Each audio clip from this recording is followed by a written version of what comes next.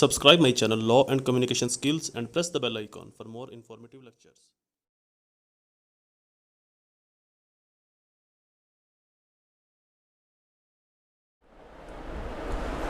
Assalamu alaikum friend and viewers, I hope all are fine. This is Mubashir Iqbal Chauhan, Advocate High Court and Legal Lecturer. Series of legal lectures के अंदर हमारा आज का subject law of evidence और हमारा topic या हमारा question hearsay evidence, when hearsay evidence is admissible in the court या बिफोर द कोर्ट एंड कहाँ पर when hearsay evidence is not admissible before the court. क्या सुनी सुनाई शहादत गवाही कोर्ट के अंदर एडमिसिबल है, कोर्ट के अंदर उसको सबमिट करवाया जा सकता है, उसको सुनाया जा सकता है, या उसकी वर्थ कितनी है, उसकी वैलिडिटी कितनी है, उसकी अहमियत कितनी है before the court of law. Either court session है, कोर्ट सिविल है, कोर्ट हाई कोर्ट है, सिविल कोर्ट है, कोई भी सुप्रीम कोर्ट है, कोई भी कोर्ट है, किसी भी कोर्ट के अंदर जो हेयरसे एविडेंस है, सुनी सुनाई शहादत है, गवाही है, उसकी कितनी अहमियत है, उसकी कितनी वैलिडिटी है, वो कब कब एप्लीकेबल हो सकती है, कब कब एप्लीकेबल नहीं हो सकती, वो कब कब एप्लीकेबल हो सकती है और कब कब एप्लीकेबल नहीं हो सकती। यही हमारा आज का टॉपिक है, hearsay evidence admissible before the court. Hearsay evidence, इसका कॉन्सेप्ट। अच्छा, कॉन्सेप्ट बताने से पहले मैं आपको एज यूजुअल अपनी वही रूटीन वाइज की बातें बताता चलूँ कि मेरे सभी लेक्चर्स, मेरे सभी वीडियोस, मेरी नोट्स सभी अब पेड हैं, तो काइंडली मेरी जो प्राइस है उसको ज़रूर पे किया करें। मेरी प्राइस कुछ यूँ है कि कम से कम 10 रुपये आपने डोनेशन करनी है, फर्स्ट स्टेप मेरी प्राइस का। सेकंड स्टेप मेरी प्राइस का है कम से कम 2 लोगों की आपने हेल्प करनी है, जितनी आपके लिए पॉसिबिलिटी हो सके, जितनी आपके लिए आसानी हो सके। Third step of my fees date कि मेरे पेरेंट्स के लिए दुआ, अल्लाह ताला उनको सेहत तंदुरुस्ती दे और उनका साया मेरे सर के ऊपर कायम रखे। लेक्चर स्टार्ट करते हैं। अगर आपके पास मेरे नोट्स अवेलेबल है तो वेल एंड गुड, अगर अवेलेबल नहीं है तो मेरे नोट्स मार्केट से ले लें, ये आपके पास बेस्ट अपॉर्चुनिटी है, क्योंकि मेरे नोट्स वाहिद ऐसे नोट्स हैं अल्हम्दुलिल्लाह अल्लाह ताला के फजलो करम से कि अभी तक इसके पैरेलल या इसके अल्टरनेटिव को नोट्स नहीं आए। अल्हम्दुलिल्लाह, अल्लाह ताला का ये बहुत एहसान है। और ये भी किसी एक बच्चे की ख्वाहिश के ऊपर मैंने इनिशिएटिव लिया था और अल्लाह ताला ने इसके अंदर मुझे इतनी इज़्ज़त दी, इतना इसके अंदर मुझे अल्लाह ताला ने अपने फजल से मुझे नवाजा कि हर यूनिवर्सिटीज़ के अंदर ऑलमोस्ट 30 to 35% लॉ के स्टूडेंट सिर्फ मेरे नोट्स ही पढ़ रहे हैं और उसी को पढ़कर एग्जाम दे रहे हैं। तो मैं आपको इसलिए मैं अपनी को पब्लिसिटी नहीं कर रहा। आप मेरे नोट्स ना भी लेंगे तब भी अल्हम्दुलिल्लाह मार्केट के अंदर बहुत चल रहे हैं, सिर्फ पाकिस्तान नहीं इंडिया के अंदर मेरे नोट्स बहुत चल रहे हैं। तो मैं ये अपनी पब्लिसिटी नहीं कर रहा, मैं आपको इसलिए रिकमेंड करता हूँ क्योंकि मैं जो अपने जो लेक्चर देता हूँ ये अपने नोट्स से देता हूँ। तो अगर आप मेरे अलावा किसी और के नोट्स पढ़े और लेक्चर मेरे सुने तो आपको ना उसकी समझ आएगी ना मेरी समझ आएगी। तो इस कहने का मेरा मकसद ये है कि आप अगर मेरे लेक्चर सुन रहे हैं तो मेरे नोट्स अगर पढ़ेंगे तो ये आपके लिए ज़्यादा फायदेमंद होगा। तो वो पंजाबी के अंदर मुहावरा ना कि सोने ते सुहागा हो गया, तो सोने पर सुहागा हो जाएगा, मतलब दो तरफा आपको फ़ायदा होगा। एनीवे, लेक्चर स्टार्ट करते हैं। अच्छा, कुछ स्टूडेंट्स के कमेंट्स आ रहे हैं मेरी वीडियोस के नीचे और उनके मुझे पर्सनली कॉल्स भी आ रही है कि सर अपने लेक्चर्स की ड्यूरेशन आप थोड़ी सी लंबी रखा करें। देखिए, बात सुने, मेरी जो लिमिट है यूट्यूब के ऊपर वो 15 मिनट्स की है। बावजूद 15 मिनट्स के मैं फिर भी 20 मिनट्स की वीडियोस अपलोड करता हूं और मुझे इसके ऊपर कम्युनिटी गाइडलाइंस ट्रैक्स भी आती हैं यूट्यूब की तरफ से। और अब उन्होंने मेरी जो ड्यूरेशन है उसको थोड़ा सा बढ़ा दिया मेरी कंसिस्टेंसी के साथ वीडियोज़ की वजह से। तो इससे ज़्यादा लंबी वीडियो नहीं हो सकती, क्योंकि इससे ज़्यादा लंबी वीडियो करना फिर उसका जो एडिटिंग का प्रोसेस है वो बहुत लंबा हो जाता है। तो इतना लंबा एडिटिंग के प्रोसेस से गुजरना, वीडियोस को कंबाइन करना, बनाना, अपलोड करना तो आसान नहीं होता। तो मैक्सिमम वीडियो जो है वो 15 से 20 मिनट की ही हो सकती है, इससे ज़्यादा लंबी। और ये मैं बहुत लेंथी वीडियो बनाता हूँ इसके ऊपर, अदरवाइज ऐसा कोई जूरिस्ट नहीं है जो इतना लंबा एक ही टॉपिक के ऊपर बोलता होगा इन ऑनलाइन लेक्चर्स। तो मेरी कोशिश होती है कि मैं मैक्सिमम उसके ऊपर बोल सकूँ, उसके हर एंगल से मैं उसको डिस्कस कर सकूँ, ताकि कोई ऐसा एंगल बचे ना जिससे मैं बात ना करूँ और वो आपको समझ ना आए। बट फिर भी चूंकि किसी भी एक टॉपिक के ऊपर 15-20 मिनट इनफ नहीं है। ये मतलब लॉ का जो टॉपिक है वो तो एक टॉपिक के ऊपर अगर 3-3 घंटे भी लगाए जाएं तब भी उसके सही इफेक्ट और पहलू सामने नहीं आते। तो ये इनफ नहीं है, आई कैन अंडरस्टैंड, मैं समझ सकता हूँ, लेकिन इससे ज़्यादा पॉसिबिलिटी नहीं है लेक्चर्स अपलोड करने की। तो अगर आपने मज़ीद लंबे लेक्चर सुनने तो फिर उसको आपको मेरी एकेडमी ज्वाइन करना पड़ेगी, मुझे मेरी अच्छी खासी फीस देना पड़ेगी, भारी भरकम जो फीस है। उसके बाद आप चाहे एक टॉपिक के ऊपर मुझे 3-3 घंटे बैठकर सुने, मुझे 2-2 घंटे सुने, तो उसके लिए आपको अपनी एक हैवी फीस देकर मेरी एकेडमी ज्वाइन करना पड़ेगी और पढ़ना पड़ेगा। अदरवाइज यूट्यूब के ऊपर या फेसबुक के ऊपर जहाँ पर भी आप मेरे लेक्चर्स को वॉच करें वहाँ पर 15-20 मिनट से ज़्यादा अपलोड करना पॉसिबल नहीं है। ये मजाक नहीं, वाकई पॉसिबल नहीं है इससे ज़्यादा लंबा लेक्चर अपलोड करना। और मेरी कोशिश होती है कि मैं इसके अंदर आपको मैक्सिमम समझा सकूँ ताकि आपको मजीद किसी और अकेडमी की, किसी और कॉलेज की, किसी और टीचर की ज़रूरत ना पड़े। तो जहाँ तक मुझे नहीं लगता, इससे पहले भी मेरे लेक्चर स्टूडेंट ने सुनकर पेपर दी, मैं ये बात दावे से कहता हूँ कि मेरे नोट्स पढ़ने वाला और मुझसे वो पढ़ ले, नोट्स मेरे हो, पढ़ मुझसे ले, फेल होने की तो मैं बात ही नहीं करता। अल्लाह के फजल करम से 50% से अगर कम नंबर आ जाए तो मैं उसका जिम्मेदार। बट इसके ऊपर भी मैं आपको एक बात बताता चलूँ कि मुझे एक यही बात मैंने एक दफ़ा अपनी एक और वीडियो में भी कही थी कि मेरे नोट पढ़ के कोई फेल नहीं हो सकता। मुझे कॉल आ गई एक रावलपिंडी से एक स्टूडेंट की, वो इस्लामिक यूनिवर्सिटी बहावलपुर की है। तो उन्होंने कहा कि सर आपने ही तो ये दावा किया था कि मेरे नोट्स पढ़ने के बाद कोई फेल नहीं हो सकता, तो मेरी 4 सप्ली कैसे आ गई? मैंने कहा मोहतरमा देखें, आपने बात का जो एक्चुअल मतन है वो आपने फॉलो नहीं किया। मेरा कहने का मकसद सिर्फ ये नहीं था कि मेरे नोट्स पढ़कर, मेरे कहने का मकसद ये भी था कि मेरे नोट्स पढ़कर और मुझसे ट्यूशन लेकर, मुझसे लेक्चर्स लेकर आप पढ़ें। तो आपने नोट्स तो मेरे पढ़े लेकिन मुझसे ट्यूशन नहीं ली, क्योंकि ट्यूशन के सेंस में आपने मुझे एक हैवी फी देनी थी, वो आपने मुझे नहीं दी, तो लिहाजा ये तो बनना था। तो मेरे से पढ़कर और मेरे नोट्स पढ़कर और मेरे लेक्चर सुनकर फेल होने का तो मैं नहीं समझता कि तसव्वुर भी किया जा सकता है। अल्लाह के फजल करम से ये कोई इगोटिज्म नहीं है, मेरा अल्लाह ताला के ऊपर इतना यकीन है, बिलीव है कि वो मेरा रब मुझे मेरी इस बात के अंदर नाकाम नहीं होने देगा। एनीवे, ये आपके लिए अगर इससे मज़ीद जो है वो इतने लंबे लेक्चर्स अब डिलीवर नहीं किए जा सकते यूट्यूब के ऊपर, फेसबुक के ऊपर, बहरहाल मेरी कोशिश होती है कि मैं 15-20 मिनट के अंदर मैक्सिमम से मैक्सिमम जो वीडियो है उसको अपलोड करूं और जो अदल आसपास की बातें हैं उनको कम से कम करूं। लेकिन वो बातें करना इसलिए भी ज़रूरी होता है कि लेक्चर्स के अंदर आपकी कंसेंट को, आपकी इंटेंशन को कंसिस्टेंसी के साथ जोड़े रखना, एग्जाम्पल्स देना, तो इसलिए भी वो चीज़ें ज़रूरी होती हैं। लेकिन मेरी कोशिश होती है कि मैं उन जो वो एग्जाम्पल्स हैं उनको अलग से एक टाइम मैनेज करूँ, यानी कि अगर वो 5 मिनट तक मैंने एग्जाम्पल्स दी है तो मैं टाइम को 17-18 मिनट तक लेकर जाऊँ। शुरू करते हैं हमारा लेक्चर। प्रिक्लूड रिमार्क्स, हेयर से एविडेंस। हेयर से एविडेंस का कॉन्सेप्ट क्या है? हेयर से एविडेंस ऐसी गवाही जो कोई शख्स कोर्ट के अंदर तो दे, लेकिन जो वो शख्स गवाही दे रहा है ना तो उसने उस वकूए को देखा हो, ना ही उसने उस वकूए को सुना हो। अब हेयर से एविडेंस से बहुत से लोग इस बात की कंफ्यूजन में आ जाते हैं कि हेयर से का मतलब है सुना ना हो, देख सक नो, ना सुना हो, ना देखा हो और ना ही मौके पर मौजूद हो। उसको उस केस से मुतल्लिक, उस वारदात से मुतल्लिक, उस वकूए से मुतल्लिक जो बात है किसी और ने बताई हो, और बताने वाला कोई भी हो सकता है। फॉर एग्जाम्पल मैं आपको एक एग्जाम्पल देता हूँ। यहाँ पर एक बिल्डिंग है लाहौर के अंदर ही, कलमा चौक के अंदर वो बिल्डिंग है PTCL की। अच्छा, उस बिल्डिंग के अंदर बल्कि बैंक की बिल्डिंग है, वहां पर एक चोरी होती है, डकैती होती है। अच्छा, उस बैंक की बिल्डिंग से जब लोग बाहर निकलते हैं या डकैत बाहर निकलते हैं, वो बाहर भाग जाता है, तो एक शख्स उसके आगे से गुजर रहा है, उसको बैंक से निकलने वाला एक शख्स बताता है कि बैंक के अंदर चोरी हुई है या डकैती हुई है। अब डकैती हुई को इस शख्स ने नहीं देखा जो यहां से आ रहा है, इस शख्स ने इसको बताया कि डकैती हुई है। अब ये बात सुनकर वहां पर 2 सेकंड खड़ा होता है, वाकई डकैती हुई है, देखता है मोहल्ले वकूक और आगे चला जाता है। कोर्ट के अंदर केस आता है, ये शख्स कोर्ट के अंदर पेश हो जाता है वॉलंटरली एविडेंस के थ्रू या वॉलंटरली विटनेस के थ्रू। ये कहता है मैंने गवाही देनी है। कोर्ट कहती है आपने देखा? ये कहता नहीं। कोर्ट कहती है आपने सुना? इसे कहता नहीं। कोर्ट कहती है फिर आपको कैसे पता? तो ये शख्स कहता है कि मैं ऐसे गुजर रहा था, मुझे फलां शख्स ने या अजनबी ने या जानने वाले ने बताया कि बैंक के अंदर डकैती हुई है।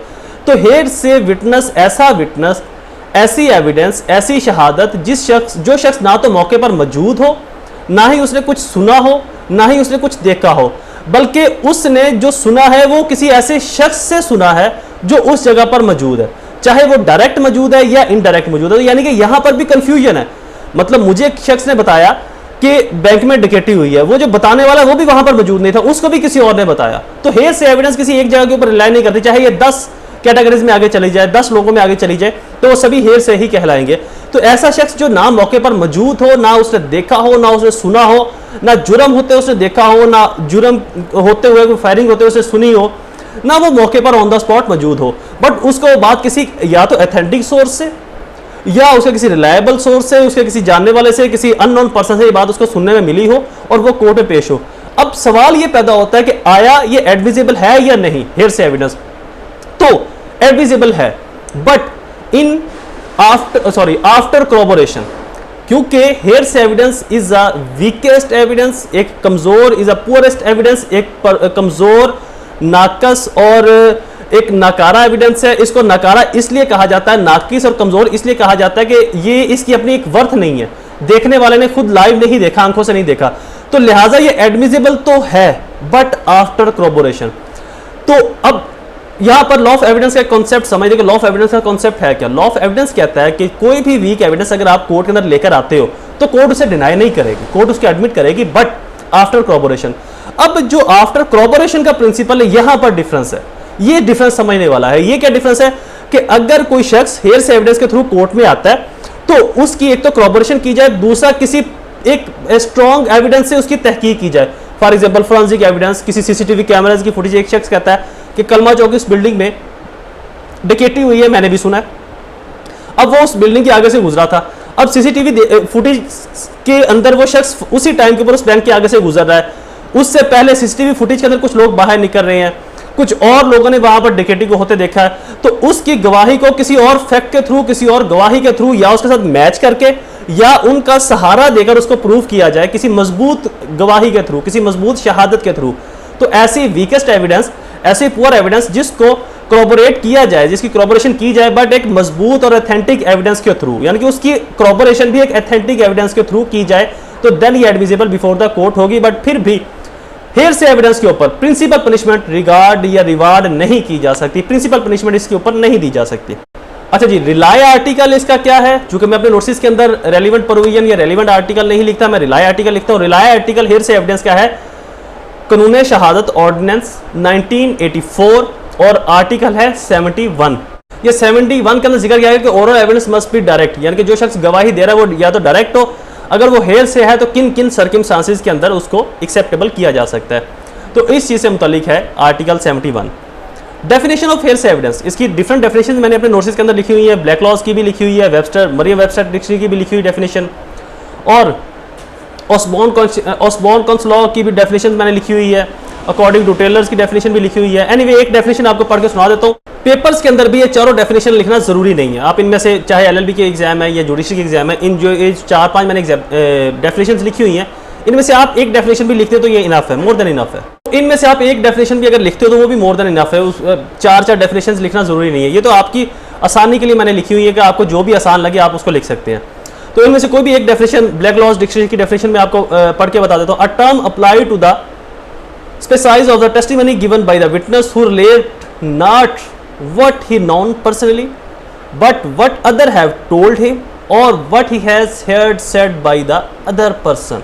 ऐसा शख्स जिसने ज़ाती तौर पर, जिसने बजाते खुद इन पर्सन पर्सनली कुछ ना देखा हो ना सुना हो, जो भी उसने देखा है, जो भी उसने सुना है वो उसको बताया गया हो, किसी और ने देखा हो, उसको सुनाया गया हो, उसको कहा गया हो, उसको बतलाया गया हो कि जी ये कुछ यहाँ पर इस तरह से हुआ, तो वो शख्स जिसको बताया जाता है वो कहलाता है हेयरसे विटनेस, सुनी सुनाई शहादत देने वाला गवाह। बाकी इसकी डेफिनेशन है वो आप देख लीजिएगा, जो भी आप केस लॉज डेफिनेशन भी एक मैंने लिखी हुई है, PSC 1984 supreme court, page number है 704। The word hearsay is used in the various sense, it mean whatever a person is here to say, sometimes it means whatever a person declared on information given by someone else, जो किसी एक ऐसे शख्स की तरह से information दी गई हो और वो मुझे बताई जाए और मैं आगे कोर्ट के अंदर बता दूं तो मैं वो हेयरसे पर्सन कहलाऊंगा। Next, hearsay is not use in act, although the term hearsay is excluded from the act, but it is the constant use in the law court।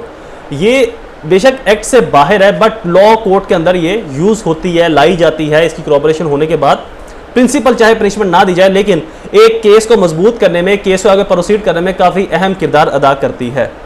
Scope of hearsay evidence, इसके अंदर मैंने case ला भी लिखा हुआ है।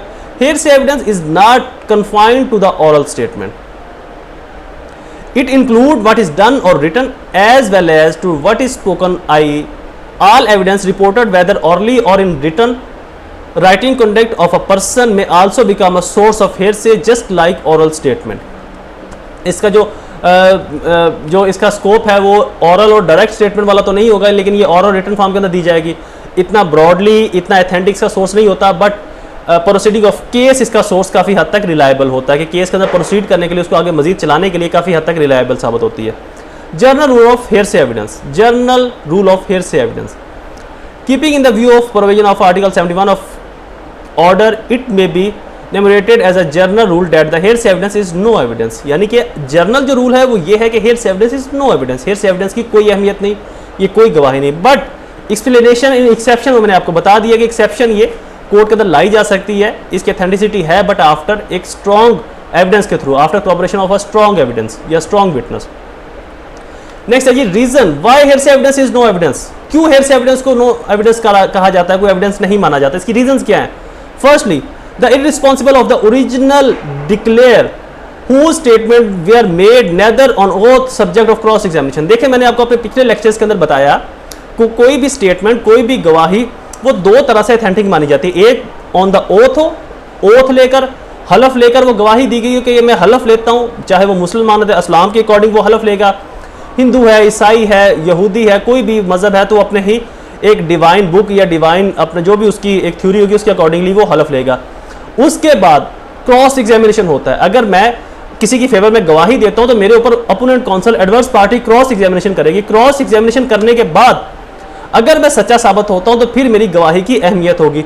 तो लिहाजा हेयरसे evidence के अंदर जब कोई शख्स बतौर गवाह आपको बता रहा है कि फलां जगह पर यह हुआ, तो उसने ना तो ओथ लिया और ना ही उसके ऊपर किसी ने को क्रॉस किया कि भाई तू वहां पर क्या कर रहा था, तुमने वो कैसे देखा, उस टाइम आपका वहां पर क्या काम था, आप क्या करने आए थे, वहां पर क्या करते हो, एटसेट्रा। डिफरेंट जो क्वेश्चन होते हैं एक कंपिटेंट लॉयर जो है कोर्ट के अंदर पूछते हैं, उस तरह का क्वेश्चन पूछा नहीं गया, क्रॉस एग्जामिन नहीं हुआ, तो इसलिए भी इसकी वर्थ नहीं बनती। क्योंकि वर्थ बनाने के लिए, किसी भी स्टेटमेंट की वर्थ वैलिडिटी बनाने के लिए ओथ का होना और क्रॉस एग्जामिनेशन का होना जरूरी है। Second, hearsay evidence is no evidence why, इसकी जो सेकंड टर्म है वो है the description of the truth is process of the reputation and.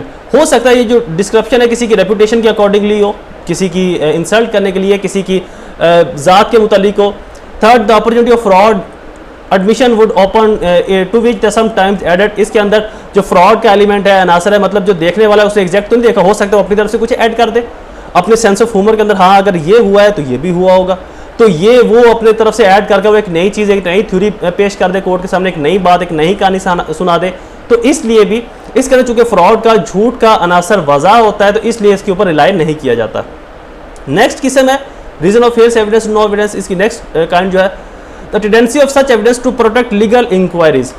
इसका मकसद होता है लीगल इंक्वायरीज, क्योंकि लीगल इंक्वायरी जब होगी, एक लीगल प्रोसेस के थ्रू जब कोई भी इंक्वायरी चलेगी, उसके ऊपर इन्वेस्टिगेशन आएगी, कॉम्पिटेंट अथॉरिटीज, ब्यूरोक्रेट्स, वुकला, जजी साहबान अपनी एक डिक्लेरेशन देते हैं, अपनी राय देते हैं, और यहाँ पर ऐसा कुछ भी नहीं है। एक शख्स ने जस्ट सुना है किसी से और आकर कोर्ट में बता दिया। To encourage the substitution of the weaker of the stronger proof, ये एक स्ट्रॉन्गर प्रूफ होता है, इसको मजबूत साबित करना बहुत ही कमजोर है, बहुत ही नाकस है, नाकारा है। हेयरसे एविडेंस नेक्स्ट है जी, हेयरसे एविडेंस व्हेन एडमिसिबल। कहां पर हेयरसे एविडेंस एडमिसिबल होगी? Where the object of legislature is simply to provide preventive measurement evidence of the repute the hearsay is admissible. जहां पर लेजिस्लेचर को ऐसा प्रोसीजर अडॉप्ट करवा दे, ऐसा प्रोसीजर प्रोवाइड करवा दे कि इन मेजरमेंट्स के ऊपर अगर ये गवाही पूरा उतरती है तो फिर इसको कोर्ट के अंदर कंफर्म किया जा सकता है, कोर्ट के अंदर एडमिसिबल करवाया जा सकता है, देन ये जो एविडेंस है ये एडमिसिबल बिफोर द कोर्ट होगी। The opinion of the witness on the existence of the family custom based on hearsay. किसी गवाह की ऐसा ओपिनियन जो उसकी फैमिली के कल्चर, ट्रेडिशन, सकाफत, तहजीब के बारे में हो कि जी मैंने इनकी फैमिली के बारे में, इनके खानदान के बारे में ये बातें सुनी हुई हैं। अब सुनी भी तो जाहिर बात किसी और से होंगी ना, तो जिससे सुनी होगी, अब किसी खानदान का कल्चर, ट्रेडिशन है, तो वो तो एक इलाके के अंदर बड़ा मशहूर होता है कि जी ये राजपूताना फैमिली है, इनका ट्रेडिशन ये है, ये मलक फैमिली है, ये ईरानी फैमिली है, ये सो एंड सो फैमिलीज़ हैं, ये अब्बासी फैमिलीज़ हैं, ये नवाब फैमिलीज़ हैं, तो इनका कल्चर ये है, इनका ट्रेडिशन ये है। जनरली जो लोगों ने एक दूसरे से सुना होता है, एक दूसरे के बारे में उन्होंने लोगों की ज़ातों पातों के बारे में, लोगों के खानदान, फैमिलीज़ के बारे में सुना होता है, तो वो भी एडमिसिबल बिफोर द कोर्ट हो सकता है इन leading fact in proceeding of the case. Next, the evidence of the witness that she heard calling her by name, shooting her at her father was assaulting her mother is admissible direct evidence to she actually heard। अगर कोई औरत ये गवाही देती है कि उसका जो बाप है उसकी वालदा को असल्ट कर रहा था, तकलीफ पहुंचा रहा था और मैंने ये सुना है, तो चूंकि उस घर के अंदर मौजूद है, देन भी ये एडमिसिबल बिफोर द कोर्ट हो सकती है। ये भी केस लॉ के थ्रू, बम्बई का केस लॉ है, मुंबई का, जिसके थ्रू ये एस्टेब्लिश किया गया। Duty of the court, hearsay evidence के ऊपर कोर्ट की ड्यूटी क्या होगी? Court must exclude inadmissible evidence even no objection is taken by any party. अगर हेयरसे एविडेंस आती है तो किसी पार्टी की तरफ से कोई ऑब्जेक्शन होता है या नहीं होता? देखिए कल मैंने आपको बताया था कि एस्टॉपल का प्रिंसिपल अप्लाई करवाने के लिए अपोजिट पार्टी का, एडवर्स पार्टी का ऑब्जेक्शन रेज करना जरूरी है। अगर वो ऑब्जेक्शन रेज नहीं करती तो एस्टॉपल का प्रिंसिपल अप्लाई नहीं होगा। लेकिन हेयरसे एविडेंस ऐसी एविडेंस है कि अगर ये एविडेंस कोर्ट के अंदर आती है, एडवर्स पार्टी चाहे इसके ऊपर कोई ऑब्जेक्शन रेज करे या ना करे, adverse party, opposite party, opposite council चाहे बोले कि ये एविडेंस रिलायबल है या वो ना बोले कि एविडेंस रिलायबल नहीं है, या वो ये बोल दे कि एविडेंस रिलायबल नहीं है, या ये बोले कि एविडेंस रिलायबल है, यानी कि वो कुछ भी बोले या बिल्कुल ही ना बोले, खामोश रहे, माने ही ना, इनकार करे ना माने, तो किसी भी सूरत में ये कोर्ट की ड्यूटी है कि कोर्ट उस एविडेंस के ऊपर रिलाय ना करे, उस एविडेंस के ऊपर इन्हिसार ना करे, उस एविडेंस को ना माने। कोर्ट शैल exclude inadmissible evidence objection taken, जब ऑब्जेक्शन लिया जाएगा तब भी कोर्ट इसको एक्सक्लूड कर सकती है, इसको निकाल सकती है, इनएडमिसिबल कर देगी, एडमिसिबल नहीं करेगी। It is duty to the court to see the evidence which is inadmissible should not be allowed to go to prejudice of accused. Accused की प्रिजुडाइस के लिए कोर्ट की ड्यूटी है कि वो परमिशन ना दे कि ऐसी गवाही लाई जाए जो वीकेस्ट है, पुअरेस्ट है, जो कमजोर है, जो नाकस है या नाकार है। नेक्स्ट है जी, memory can not be refresh by documents containing. Memory cannot be refreshed by documents containing or any other thing which is related to the hearsay evidence or other। अगर कोई hearsay evidence से या किसी ऐसे material से deal कर रहा है जो डायरेक्ट नहीं सुना, तो वहाँ पर रिफ्रेशिंग मेमोरी नहीं होगी। रिफ्रेशिंग मेमोरी क्या है, इसके ऊपर मैं नेक्स्ट अपना एक कम्प्रीहेंसिव लेक्चर भी अपलोड करूँगा। अब है जी एक्सेप्शन, कहाँ कहाँ पर ये एप्लीकेबल होगी, एक्सेप्शन कौन कौन सी इसकी। सबसे पहले एक्सेप्शन है जी कन्फेशन और एडमिशन। कन्फेशन और एडमिशन के अंदर क्यों ये एप्लीकेबल होती है, ये क्वेश्चन क्या है, यानी कि कन्फेशन और एडमिशन के अंदर एस्टॉपल अप्लाई नहीं होता, कन्फेशन के अंदर जो अकम्पलिस की एविडेंस जो रिलाई नहीं होती, लेकिन ये हेयरसे एविडेंस जो है उसके अंदर एप्लीकेबल हो जाती है। एडमिशन के अंदर एस्टॉपल अप्लाई होता है, कन्फेशन में एस्टॉपल अप्लाई नहीं होता। तो हेयरसे एविडेंस कन्फेशन और एडमिशन में क्यों अप्लाई। देखिए एक चीज याद रखिएगा, मैंने आपको एक दिन बताया था कि दो तरह की स्टेटमेंट है बेसिकली, इनकल्पेटरी स्टेटमेंट, एक्सकल्पेटरी स्टेटमेंट। इनकल्पेटरी स्टेटमेंट जो किसी को किसी केस के अंदर फंसाए, मुलव्वस करे, उसकी तज़हीक करे। एक्सकल्पेटरी स्टेटमेंट जो किसी को किसी मुकदमे से बाहर निकाले, ऐसी स्टेटमेंट जिसकी मुआवनत से, जिसकी मदद से कोई शख्स मुकदमे से, केस से, जुर्म से, इल्ज़ाम से बाहर आ जाए।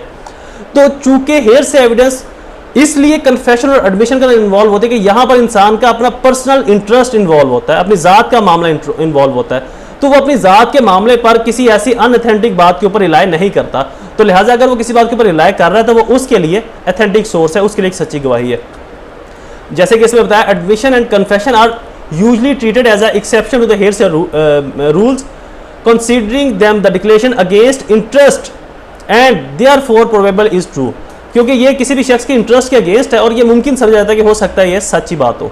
नेक्स्ट ये statement made by person who can not be called a witness. ऐसे शख्स की तरफ से स्टेटमेंट बनाई गई हो जिसको एज ए बतौर विटनेस नहीं बुलवाया जा सकता। वो कौन कौन से अशखास हैं। पहला, declaration related to the class of death I dying declaration, ऐसा शख्स जो मर गया हो, मरने से पहले कोई ऐसी बात कह गया। फॉर एग्जाम्पल एक शख्स मर रहा है, वहां पर सड़क के ऊपर कोई और लोग भी खड़े हैं, उन्होंने उस मरते शख्स ने बोला कि मुझे फलां बंदे ने मारा, उन लोगों ने वो बात सुन ली। अब वो कोर्ट में अगर जाकर कहेंगे तो ये एडमिसिबल हो सकता है, बट मैंने आपको पहले बताया आफ्टर क्रॉबोरेशन। क्रॉबोरेशन कैसे होगी, एक ऑथेंटिक सोर्स, एक ऑथेंटिक एविडेंस से। तो डाइंग डिक्लेरेशन, कोई शख्स मरते हुए अपनी कोई ऐसी बात क्या है किसी शख्स को, और वो शख्स कोर्ट में जाकर बताया कि मुझे फलां शख्स ने मरते हुए ये बात कही थी कि मुझे फलां शख्स ने मारा है, तो ये एडमिसिबल बिफोर द कोर्ट होगी। बट इसके ऊपर जो कंपिटेंट प्रिंसिपल, इसके ऊपर जो प्रिंसिपल पनिशमेंट है वो नहीं दी जा सकती। इसके ऊपर हमारी एक ऑनरेबल कोर्ट के कुछ रिमार्क्स भी ऐसे थे जो कि मैं आपको बताता चलूँ। कोर्ट ने बोला था कि दुनिया के अंदर तमाम मज़ाहब के लोग और तमाम दुनिया के लोग मरते हुए सच बोलकर जाते हैं, लेकिन पंजाब पाकिस्तान का एक ऐसा खिता है जहाँ पर मरने से पहले लोग 2-4 लोगों को फंसा कर मर जाते हैं, ऐसे झूठा बयान दे जाते हैं। तो इसके ऊपर 100% रिलाय नहीं किया जा सकता। हाँ, ये है कि 40-50% रिलाय करके केस को आगे प्रोसीड करवाया जा सकता है, आगे चलाया जा सकता है। नेक्स्ट, कहाँ पर एप्लीकेबल होगी statement, declaration is course of admission और duty ordinary source of business. Ordinary source of business के अंदर हेयरसे एविडेंस जो है वो इंक्लूड होगी। नेक्स्ट, डिक्लेरेशन अगेंस्ट इंटरेस्ट, जैसे कि मैंने आपको पहले बताया कन्फेशन और एडमिशन के अंदर वहाँ पर आप अपना जो एतराफ़ करते हो, अपने इंटरेस्ट के अगेंस्ट करते हो, अपनी जान माल के अगेंस्ट करते हो। Statement by a deceased person are admissible provided, किसी डिसीज पर्सन की तरफ से, किसी मुल्ज़म, बीमार, किसी भी ऐसे शख्स की तरफ से जो स्टेटमेंट होगी वो एडमिसिबल होगी before the court. Like personal knowledge of the fact, person जो है वो अपने फैक्ट को जानता है। Fact we are immediate prejudice, he now the fact of prejudicial, the interest effect by the statement who pecuniary और proprietary. Declaration as to public and general rights, public and general rights examples like a boundary between village, a limit of village और town.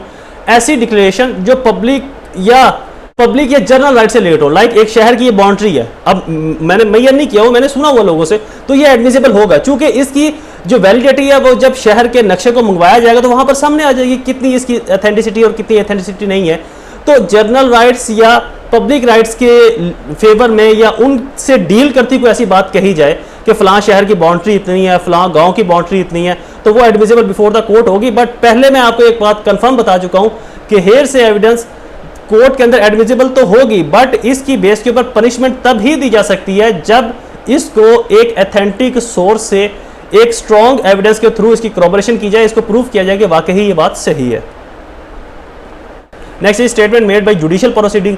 जो statement judicial proceeding में बनाएगी, like एक जैसे कि अभी मैंने आपको एक जजमेंट का हवाला दिया, एक जज साहब की जजमेंट थी, तो ये मैंने सुनी हुई है, मैंने खुद तो नहीं बनाई, मैंने खुद तो नहीं देखा, हो सकता है मैं उस वक्त कोर्ट में मौजूद ही ना हूं, मैं उस वक्त कोर्ट में था ही नहीं जब जैसा भी कह रहे थे, लिहाजा मैंने सुना नहीं, सिर्फ मैंने पढ़ा हुआ है या किसी और से सुना है, यानी कि मैंने पर्सनली नहीं सुना, किसी थर्ड पर्सन से मैंने सुना है। तो ऐसी जुडिशियल प्रोसीडिंग जो अगर किसी थर्ड पर्सन से भी आप सुनते हो तो उसका आप हवाला एज ए ऑथेंटिक और डायरेक्ट एविडेंस के थ्रू भी कोर्ट के अंदर पेश कर सकते हो और वो चीज डायरेक्टली एडमिसिबल होगी बिफोर द कोर्ट। नेक्स्ट है जी, नेक्स्ट हेडिंग है जी preclude remarks, question is complete. मेरे चैनल को सब्सक्राइब करना, बेल आइकन को प्रेस करना ना भूलें। मुझे अपनी दुआओं में जरूर याद रखिएगा। मेरी तमाम वीडियोस को तमाम व्हाट्सएप ग्रुप, सोशल मीडिया के ऊपर शेयर जरूर किया करें। मुझे अपनी दुआओं में जरूर याद रखिएगा। अल्लाह ताला आप सबका हामी नासिर हो। वस्सलाम।